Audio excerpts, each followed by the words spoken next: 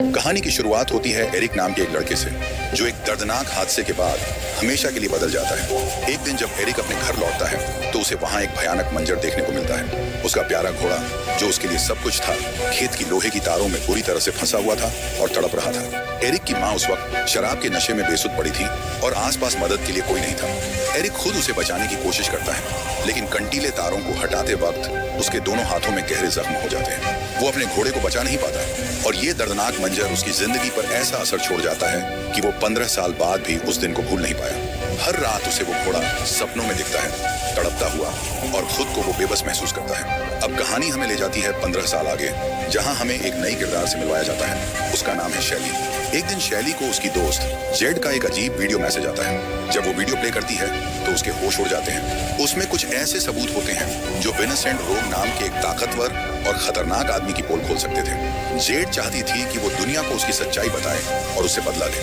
लेकिन फिलहाल उनके पास कोई रास्ता नहीं था। उन्हें शहर छोड़कर भागना ही समझदारी थी। जेड ने शैली को सख्त हिदायत दी थी कि वो किसी से न मिले, न बात करे, लेकिन खतरा पहले ही आ चुका था। जैसे ही जेड अपने अपार्टमेंट में पहुंचती है, कुछ लोग उसे पकड़ लेते हैं। एक महिला जिसका नाम मैरियन है, उसका फोन छीन लेती है और देखती है कि उसने आखिरी कॉल किसे की थी।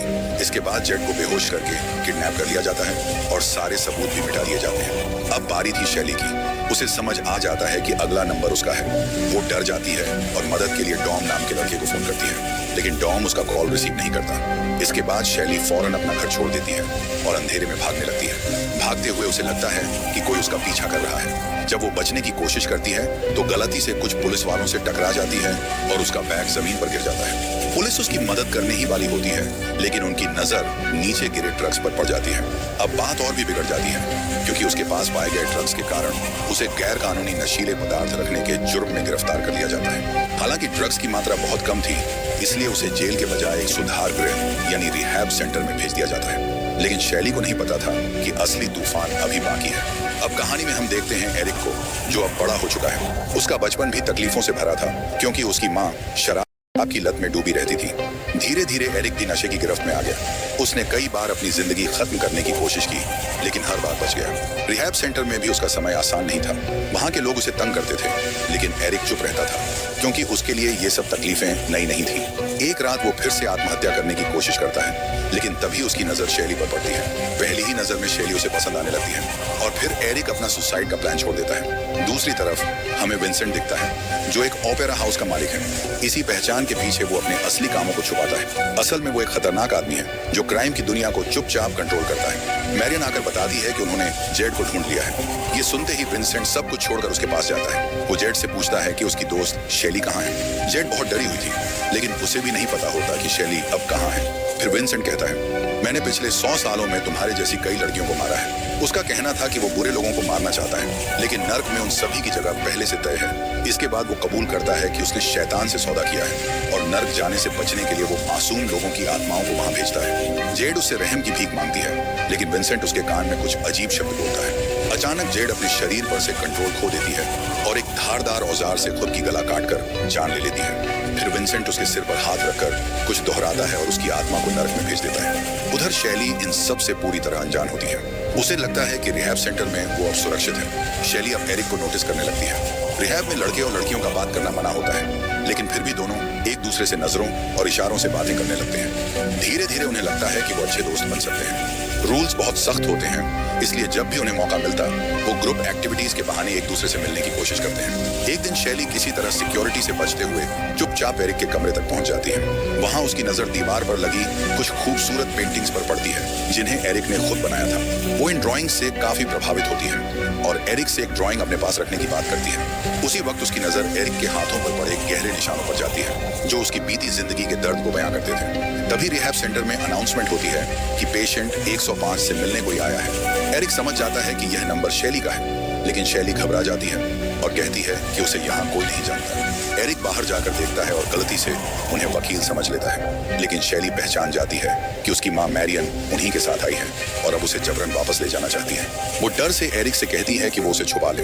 एरिक उसे एक छुपे रास्ते से निकालता है और वेंटिलेशन सिस्टम के जरिए दोनों ग्राउंड फ्लोर तक पहुंच जाते हैं। सिक्योरिटी को कुछ समझ आए उससे पहले ही वो दोनों बाहर की फेंस लांघकर वहां से भाग निकलते हैं। रास्ते में एक अजनबी से लिफ्ट लेकर वो शहर से बहुत दूर चले जाते हैं और शैली एक पुराने खाली अपार्टमेंट में रुकती है जो उसके दोस्त का होता है। शैली चाहती है कि एरिक वहां न रहे क्योंकि उसके लिए खतरा बढ़ सकता है, लेकिन एरिक उसे अकेला छोड़ने को तैयार नहीं होता। इसलिए दोनों कई दिनों तक वहां छुपे रहते हैं और अपनी जिंदगी के पुराने दुख और यादें एक दूसरे से बांटते हैं। इस दौरान दोनों के बीच गहरी दोस्ती और नजदीकियां बनने लगती हैं। दूसरी तरफ कुछ लोगों को पानी में एक लाश मिलती है, वो जेड की होती है। पुलिस को जानकारी दी जाती है, लेकिन पुलिस खुद विंसेंट के अंडर होती है, इसलिए वो इस खबर को दबा देती है। जब ये बात विंसेंट को पता चलती है तो वह गुस्से में मैरियन को आदेश देता है कि उस लड़की को जल्द से जल्द ढूंढकर खत्म कर दो, क्योंकि अगर वीडियो बाहर आ गया तो उसकी असली सच्चाई सबके सामने आ जाएगी। मगर इन सबसे अनजान शैली और एरिक अपनी नई जिंदगी के कुछ खुशनुमा पल जी रहे होते हैं। वे जंगलों में जाकर कैंपिंग करते हैं और शैली म्यूजिक में खो जाती है, जैसे उसने अपना पुराना दर्द कहीं पीछे छोड़ दिया हो। एक दिन शैली पियानो बजा रही होती है, लेकिन अचानक उसका मन परेशान हो जाता है। उसे अपनी पुरानी जिंदगी की वो कड़वी यादें फिर से सताने लगती हैं, जिनसे बचने के लिए उसने कभी ड्रग्स लेना शुरू किया था। वो एरिक को बताती है कि जब वो बहुत छोटी थी तब उसकी माँ ने उसे पैसों के लिए ऐसे काम करवाए जो उसकी उम्र के बच्चों को नहीं करने चाहिए थे। शैली को लगता है कि उसने भी लोगों को चोट पहुंचाई है, लेकिन वो पूरी बात नहीं बताती क्योंकि उसे डर होता है कि अगर एरिक को सच्चाई पता चली तो वो उसे छोड़ देगा। लेकिन एरिक उसका हाथ थाम कर कहता है कि जब उसने शैली को पहली बार देखा था उस रात वो अपनी जान लेने वाला था, लेकिन शैली को देखकर उसने वो फैसला बदल दिया। एरिक उसे भरोसा दिलाता है कि वो कभी उसे छोड़कर नहीं जाएगा। फिर दोनों एक दूसरे को गले लगाते हैं।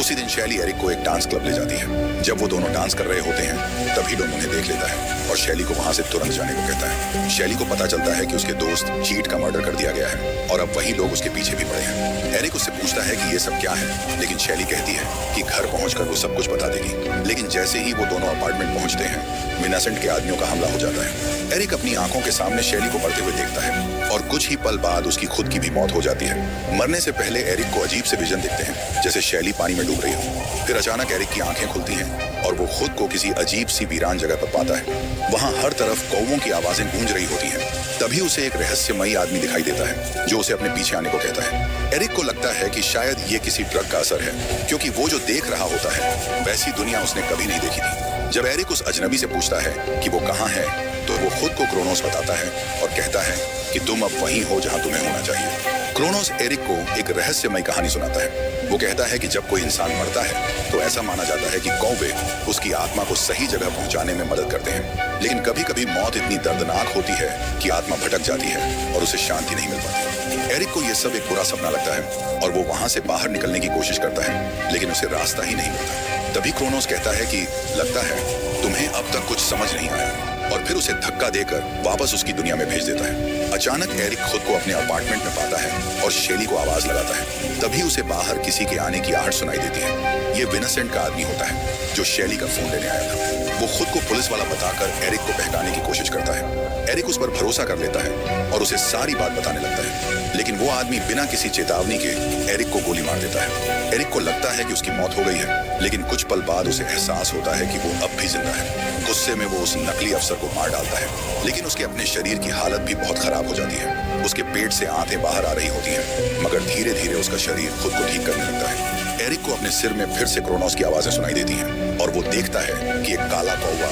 लगातार उसका पीछा कर रहा है। तभी उसे ब्रिज के ऊपर शैली दिखाई देती है और वो उसे बचाने के लिए पानी में कूद जाता है, लेकिन जैसे ही वो पानी को छूता है वो फिर से उसी रहस्यमयी दुनिया में पहुंच जाता है। अब एरिक को यकीन हो जाता है कि वो और शैली दोनों मर चुके हैं। वो क्रोनोस से पूछता है कि शैली उसके साथ क्यों नहीं है। क्रोनोस बताता है कि शैली की आत्मा नर्क में है और अगर एरिक चाहे तो उसे वापस ला सकता है, लेकिन इसके लिए उसे उन लोगों को खत्म करना होगा जिन्होंने उन्हें मारा, क्योंकि वो लोग मासूमों की आत्माएं नर्क में भेज रहे थे और दुनिया के संतुलन को बिगाड़ चुके थे। क्रोनोस एरिक से कहता है कि अगर वो इस काम को पूरा करता है तो उसे दोबारा जीने का मौका मिलेगा। ये शक्तियां तब तक उसके पास रहेंगी जब तक उसका और शैली का प्यार सच्चा है। अब एरिक अमर तो होगा, लेकिन उसे हर चोट का दर्द जरूर महसूस होगा। अब एरिक वापस अपनी दुनिया में लौट आया था और बदला लेने के लिए तैयार था। सबसे पहले वह अपने एक पुराने दोस्त के पास जाता है ताकि हथियार जुटा सके। इसके बाद वह शैली की माँ सोफिया से मिलने जाता है, लेकिन सोफिया झूठ बोलती है कि शैली की मौत ड्रग ओवरडोज की वजह से हुई थी। एरिक उसकी आंखों में देखकर कहता है कि वो जानता है सच क्या है, क्योंकि वो खुद वहां मौजूद था जब शैली को मारा गया था। वो साफ साफ कहता है कि अगर तुम भी इसमें शामिल निकली तो मैं तुम्हें भी नहीं छोड़ूंगा। फिर एरिक शैली के पुराने कमरे में जाता है, जहां उसे कुछ पुरानी तस्वीरें और एक थिएटर का एंट्री पास मिलता है। उसी थिएटर में जाते हुए एरिक को रास्ते में वो शख्स मिल जाता है जिसने उसे मारा था। वो एरिक के सिर पर बंदूक रखकर पूछताछ करता है, लेकिन तभी एरिक की बॉडी खुद एक्टिव हो जाती है और बिना देर किए वो उस आदमी को मार देता है। थिएटर के बाहर आते वक्त एरिक को मैरियन दिखती है। वो उस पर गोली चलाता है, लेकिन वो बुलेट प्रूफ ग्लास के पीछे होती है और बच जाती है। एरिक उसका पीछा करते हुए उसकी कार तक पहुंचता है, लेकिन लंबी चेज के बाद वो कार से गिर जाता है और एक ट्रक के नीचे बुरी तरह कुचला जाता है। हालांकि उसकी हीलिंग पावर उसे दोबारा जिंदा कर देती है, लेकिन दर्द बहुत भयानक होता है। उधर विंसेंट को अब पता चल जाता है कि एरिक मरकर भी जिंदा हो चुका है और वो गुस्से में आकर शेली की मां सोफिया को मार डालता है। साथ ही अपने लोगों को आदेश देता है कि एरिक को जिंदा पकड़ा जाए। इस बीच एरिक डोम को ढूंढ लेता है और उसे सब सच्चाई पता चलती है कि इन सब के पीछे विंसेंट ही है। वो इंसानों के दिमाग में घुसकर उनके अंदर के अंधेरे को उन पर हावी कर देता है। एरिक फिर शेली के अपार्टमेंट में जाकर सब कुछ जानता है और उसे वो फोन मिल जाता है जिसमें असली वीडियो रिकॉर्ड थी। जब एरिक वो वीडियो देखता है तो उसमें शेली को किसी का मर्डर करते हुए देखता है, और वो भी विंसेंट की मैनिपुलेशन में आकर। हत्या इतनी भयानक थी कि एरिक वीडियो पूरा देख भी नहीं पाता। उसे शेली की सच्चाई पर शक होने लगता है। कहीं वो उसके साथ प्यार का नाटक तो नहीं कर रही थी, लेकिन एरिक का दोस्त उसे समझाता है कि जब तक सारी सच्चाई सामने ना आ जाए तब तक कोई भी फैसला नहीं लेना चाहिए। जब एरिक अपने जवाब की तलाश में जुटा होता है, तभी विंसेंट के बदमाश साथी उस पर हमला कर देते हैं। एरिक पूरी ताकत से लड़ता है, लेकिन इसी दौरान उसे गोली लग जाती है। वो हैरान रह जाता है जब उसे पता चलता है कि इस बार उसकी बॉडी खुद को ठीक नहीं कर रही, और फिर धीरे धीरे उसकी सांसें थम जाती हैं। जब उसकी आंख दोबारा खुलती है तो वो खुद को फिर से उसी रहस्यमय दुनिया में पाता है जहां क्रोनोस उसका इंतजार कर रहा होता है। क्रोनोस उसे बताता है कि उसकी शक्तियां इसलिए चली गईं क्योंकि उसने अपना वादा पूरा नहीं किया और शेली के प्यार पर शक किया। अब बहुत देर हो चुकी है। शेली की आत्मा को बचाना अब मुमकिन नहीं, लेकिन एरिक हार मानने को तैयार नहीं होता।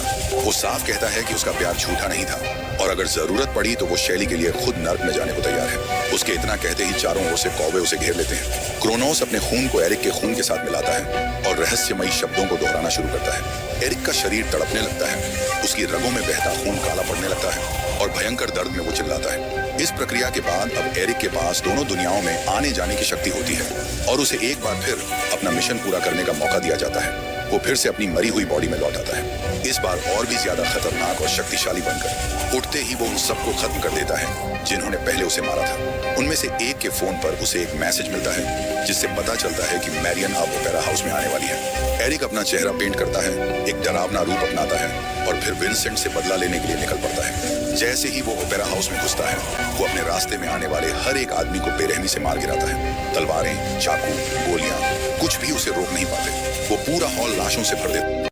एरिक जब मैरियन तक पहुंचता है तो उससे विंसेंट के बारे में पूछता है। मैरियन डर के मारे सब कुछ बता देती है, लेकिन एरिक उसे और उसके असिस्टेंट को मारकर उनकी लाशें स्टेज के बीच ऑडियंस के सामने फेंक देता है। इस मंजर को देखकर वहां अफरा तफरी मच जाती है। इसके बाद एरिक सीधा विंसेंट के प्राइवेट विला पहुंचता है, जहां वो आराम से बैठा होता है और अपने बाल संवार रहा होता है, जैसे उसे कोई डर ही नहीं हो। एरिक उसकी गर्दन पर तलवार रख देता है और कहता है कि अब अंत करीब है, लेकिन विंसेंट बिल्कुल भी घबराता नहीं। वो अपने हाथ पर खुद ही कट लगाकर दिखाता है कि वो भी एक आम इंसान है। उसके पास कोई ताकत नहीं, कोई सुरक्षा नहीं, सिर्फ अंधेरा है जिसे उसने सब पर हावी कर दिया। जैसे ही एरिक विंसेंट का सामना करता है, वो उस पर एक तेज औजार से हमला करता है, लेकिन जब उसे एरिक का खून काले रंग का दिखता है तो वो चौंक जाता है। उसे समझ आ जाता है कि एरिक के पास अब कुछ अलग और खतरनाक शक्तियां हैं। तभी वो एरिक के बहुत पास जाकर उसके कान में कुछ रहस्यमयी शब्द फुसफुसाता है और उसकी शक्तियों को चुराने की कोशिश करता है। वो एरिक के अंदर छिपी दुख भरी यादों को बाहर निकालकर उसकी आत्मा पर काबू पाने लगता है। एरिक लगभग हार मानने ही वाला होता है, तभी दोनों किसी दूसरी दुनिया में पहुंच जाते हैं। वहां पर एरिक को पता चलता है कि विंसेंट जिंदा होते हुए भी उस दुनिया में आ चुका है, लेकिन उसने अपने जीवन में इतने पाप किए थे कि अब उसे माफी नहीं मिल सकती थी। तभी नर्क से आए डरावने राक्षस उसे घसीटते हुए ले जाते हैं और उसे एक बेहद दर्दनाक अंत देते हैं। एरिक ने आखिरकार अपना वादा पूरा कर दिया था, और जैसा क्रोनोस ने कहा था, शेली की आत्मा नर्क से वापस लौट आती है। लेकिन एरिक अब वापस नहीं जा सकता था, क्योंकि उसने अपने प्यार के लिए खुद को कुर्बान कर दिया था।